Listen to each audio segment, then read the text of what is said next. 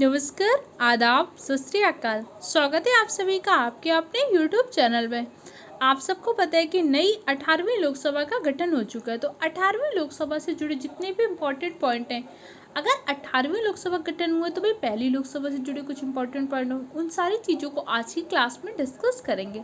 अगर आप police constable, SSC GD, RO, Uttar Pradesh PET, लेखपाल, बिहार शिक्षक भर्ती या फिर किसी भी एग्जाम की तैयारी कर रहे हैं, आपके एग्जाम में जीके और जीएस क्वेश्चन आता है तो क्लास आप सबके लिए बहुत ही हेल्पफुल रहेगी।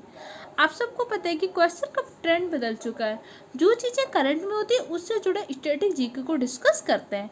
तो भाई करंट में 18वीं लोकसभा है, तो 18वीं लोकसभा की करंट में जितनी चीज़ें, उन सारी चीज़ों को तो डिस्कस करेंगे ही करेंगे। इसके साथ साथ इससे जुड़ा स्टैटिक जीके क्या है। भाई आपका जो अलायंस जीता है, एनडीए अलायंस, तो बीजेपी का गठन कब हुआ था? तो क्या बीजेपी ने कभी अपने चुनाव चिन्ह को बदला है? तो कब बदला है? कांग्रेस का चुनाव चिन्ह पंजा, हाथ का पंजा कब से है? स्वतंत्रता के समय कांग्रेस का चुनाव चिन्ह क्या था? ऐसे बहुत सारे क्वेश्चन को आज की क्लास में डिस्कस करेंगे। वीडियो को पूरा एंड तक देखिएगा, इंपॉर्टेंट पॉइंट्स के नोट्स बनाइएगा। इसकी पीडीएफ आपको टेलीग्राम चैनल पे मिल जाएगी, जिसकी लिंक मैंने डिस्क्रिप्शन बॉक्स में डाल दी है। तो चलिए अपनी क्लास को स्टार्ट करते हैं एक मोटिवेशनल क्विट के साथ। रख हौसला, मंजर भी आएगा, प्यासे के पास चलकर समंदर भी आएगा, मंजिल भी मिलेगी और मिलने का मज़ा भी आएगा।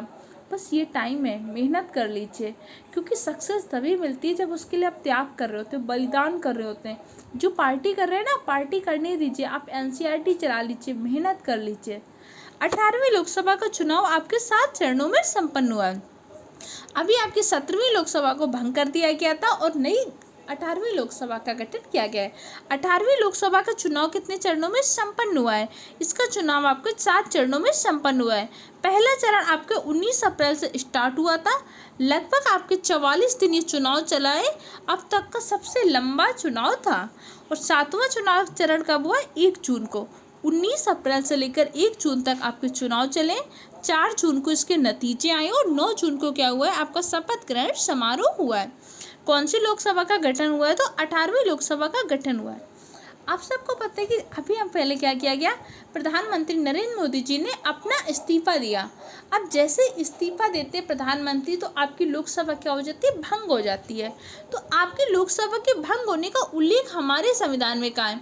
अनुच्छेद 85 में लोकसभा के भंग होने का उल्लेख किया गया है कि भाई लोकसभा को भंग करने का अधिकार किसके पास है? राष्ट्रपति के पास। क्योंकि जब हमने 17वीं लोकसभा को भंग किया, उसके स्थान पर ही तो नई लोकसभा 18वीं लोकसभा का गठन हुआ था। ये तो हो गया लोकसभा से जुड़े इंपॉर्टेंट पॉइंट। तो भाई लोकसभा की पहली बैठक कब हुई थी? पहली लोकसभा का गठन कब हुआ था? पहली लोकसभा का गठन आपके 1951 से 52 में हुआ था।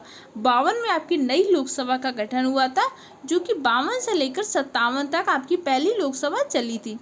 पहली लोकसभा की बैठक कब हुई थी? 13 मई 1952 को पहली लोकसभा की बैठक हुई थी। लोकसभा के पहले अध्यक्ष कौन थे? गणेश वासुदेव मावलकर, जिन्हें हम जीवी मावलकर के नाम से भी जानते हैं, लोकसभा के पहले अध्यक्ष थे। तो लोकसभा की पहली महिला अध्यक्ष कौन थी? मीरा कुमार जी, लोकसभा की पहली महिला अध्यक्ष थी। 17वीं लोकसभा के अध्यक्ष कौन थे? ओम बिरला जी। ओम बिरला जी 17वीं लोकसभा के अध्यक्ष थे, जो कि कोटा बूंदी राजस्थान से सांसद थे। लोकसभा की अधिकतम संख्या कितनी होती है? लोकसभा की मैक्सिमम संख्या है 552, जिसमें 2 आंग्ल भारतीय के लिए आरक्षित थी, लेकिन हमने क्या कर दिया? आंग्ल भारतीय के आरक्षण को समाप्त कर दिया है। वर्तमान में चुनाव कितने हुआ था? 543 सीटों पर चुनाव हुआ था, जिसमें 542 सीटों पर तो मतदान हुआ है। एक सीट आपकी क्या हुई? निर्वाचित चुनी गई है। तो 18वीं लोकसभा में कौन सी सीट को निर्विरोध रूप से चुनी गई थी? 18वीं लोकसभा में आपके सूरत सीट से कौन जीता है? सूरत सीट से आपके मुकेश दलाल जी ने निर्विरोध चुनाव जीत लिया। तो इम्पोर्टेंट है, ध्यान रखिएगा। कौन से व्यक्ति ने निर्विरोध चुनाव जीता है 18वीं लोकसभा में? मुकेश दलाल। कहाँ से जीता है? सूरत से। तो 543 सीटों पर निर्वाचन हुआ था, जिसमें मतदान कितनी सीटों पर हुआ है? मतदान आपकी 542 सीटों पर हुआ है। क्लियर हो गया? देखो इम्पोर्टेंट पॉइंट है। अगर आपने ये सारे पॉइंटों को डिस्कस कर लिया, अब जैसे नया मंत्रिमंडल का गठन हुआ, तो आपको नया मंत्रिमंडल तो पता होना चाहिए। इसके साथ साथ आपको ये पता होना चाहिए कि भाई अंतरिम सरकार में कौन बना था।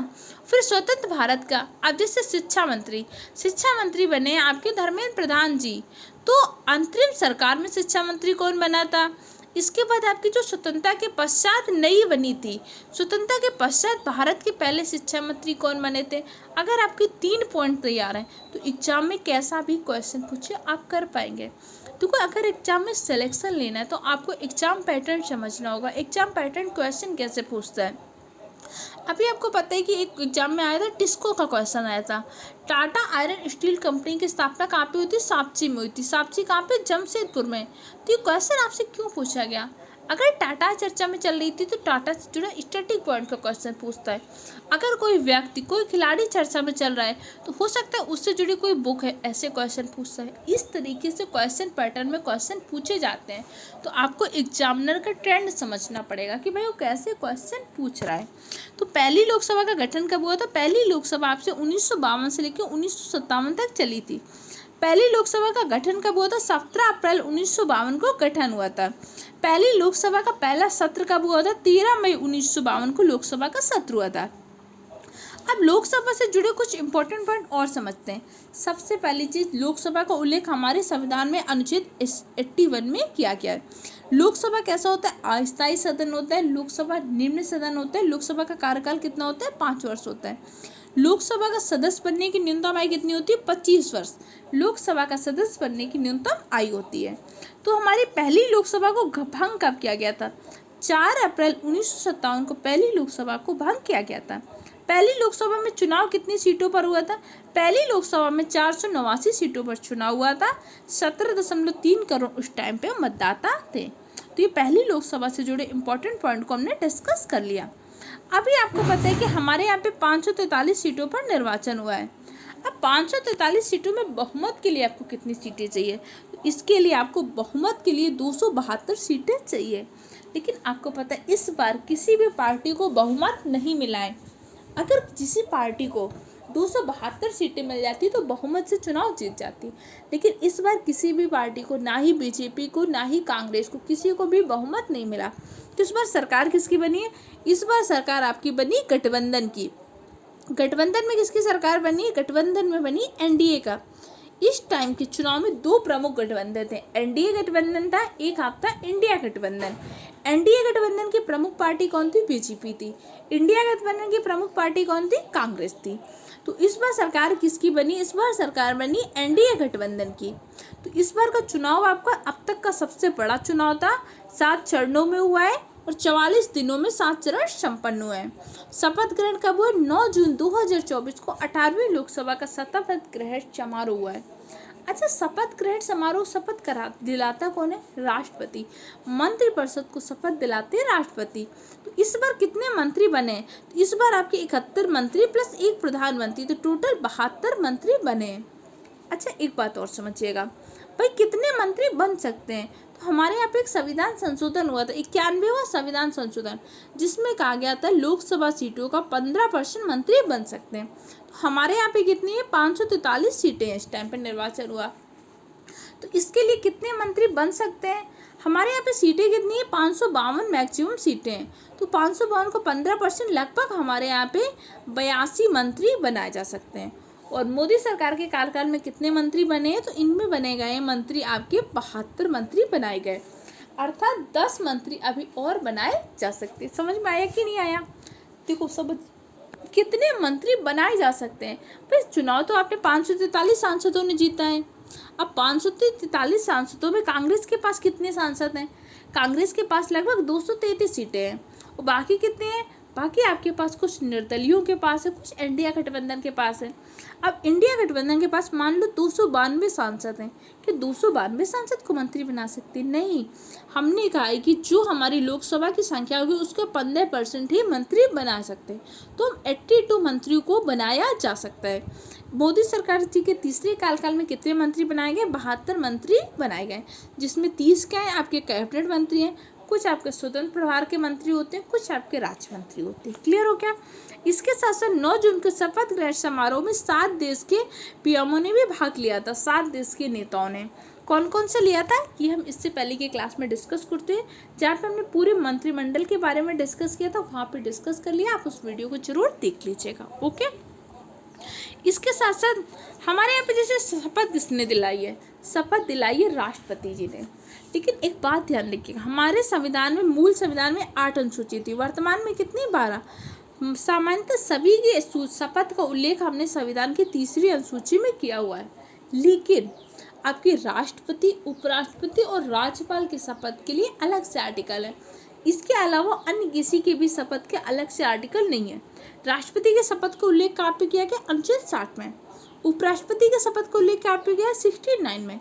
राज्यपाल के शपथ का उल्लेख कहाँ पे, 159 में। तो ये तीनों आर्टिकल आपके एग्जाम पॉइंट ऑफ व्यू से इंपॉर्टेंट है, इसलिए ध्यान रखिएगा। अच्छा, इस पर सर्वाधिक मतदान कहाँ पे हुआ है, तो सर्वाधिक मतदान आपके लक्षद्वीप और असम में हुआ है, जबकि न्यूनतम मतदान, सबसे कम मतदान आपके बिहार में हुआ है 56%, उत्तर प्रदेश में 57%, मध्य प्रदेश में 66% और राजस्थान में 61%। ये ध्यान रखिएगा। इस बार हमारे यहाँ पे 2 कौन से प्रमुख गठबंधन थे, इस बार के 2 प्रमुख गठबंधन थे, एक था आपका एनडीए गठबंधन, एक था आपका इंडिया गठबंधन। अब आपसे ये क्वेश्चन पूछ सकता है कौन से गठबंधन में कौन सी पार्टी थी, तो जो आपका राष्ट्रीय जनतांत्रिक गठबंधन था, एनडीए गठबंधन, इंडिया गठबंधन की प्रमुख पार्टी बीजेपी पार्टी। बीजेपी के अंतर्गत कौन कौन सी पार्टी शामिल है, आपकी टीडीपी शामिल है, जेडीयू शामिल है, शिवसेना, शिंदे गुट का शामिल है, लोक जनशक्ति पार्टी शामिल है, रामविलास जी की जो पार्टी है, जनता दल शामिल है, जनसेना पार्टी, राष्ट्रीय लोक दल, एनसीपी, अजित पवार ग्रुप का शामिल है। ये सारी पार्टियां क्या एनडीए में शामिल है। इंडिया गठबंधन में कौन है, इंडिया गठबंधन की सबसे बड़ी पार्टी है कांग्रेस पार्टी, इसके साथ समाजवादी पार्टी टीएमसी है, डीएमके है, शिवसेना शामिल है, एनसीपी शरद चंद्र पवार वाले ग्रुप का, आरजेडी शामिल है, आम आदमी पार्टी, ये सारी आपके इंडिया गठबंधन में शामिल है। अब देख लेते हैं इनसे जुड़े एनडीए और इंडिया गठबंधन से कुछ important point. India national democratic alliance, इसके अंतर्गत 41 पार्टियां शामिल है। जो आपके एनडीए गठबंधन की सरकार बनी, इसमें कितनी 41 पार्टियां शामिल हैं। इसकी प्रमुख पार्टी कौन सी है, Bharatiya Janata party BJP. NDA को कितनी सीटें मिली है, 292। बहुमत के लिए कितनी सीटें चाहिए थी, 273 सीटें। लेकिन इस बार किसी भी पार्टी को 273 सीटें नहीं मिली, तो इसलिए एनडीए गठबंधन ने मिलकर अपनी सरकार को बनाया है। इंडिया गठबंधन national Indian development inclusive alliance, इसमें कांग्रेस प्रमुख पार्टी है। इसमें कितनी पार्टी शामिल है, 37 पार्टी है। इंडिया गठबंधन को कितनी सीटें मिली हैं, 233 सीटें। तो 18वीं लोकसभा से जुड़ी कुछ इंपॉर्टेंट चीज़ों को हमने आज की क्लास में डिस्कस किया। बाकी के पॉइंट को हम कल की क्लास में डिस्कस करेंगे। वीडियो देखिएगा, इंपॉर्टेंट पॉइंट्स की नोट्स बनाइएगा, चैनल को सब्सक्राइब कर लीजिएगा। पीडीएफ आपको टेलीग्राम चैनल पर मिल जाएगी, जिसकी लिंक मैंने डिस्क्रिप्शन बॉक्स में डाल दी है। और सबसे इंपॉर्टेंट चीज़, इन चीज़ों का रिवीजन करिए। कोई दिक्कत, कन्फ्यूजन हो कमेंट सेक्शन द्वारा पूछ सकते हैं। वीडियो कैसा लगा, इस पर फीडबैक कमेंट सेक्शन द्वारा दीजिएगा। मिलते हैं कल की क्लास में।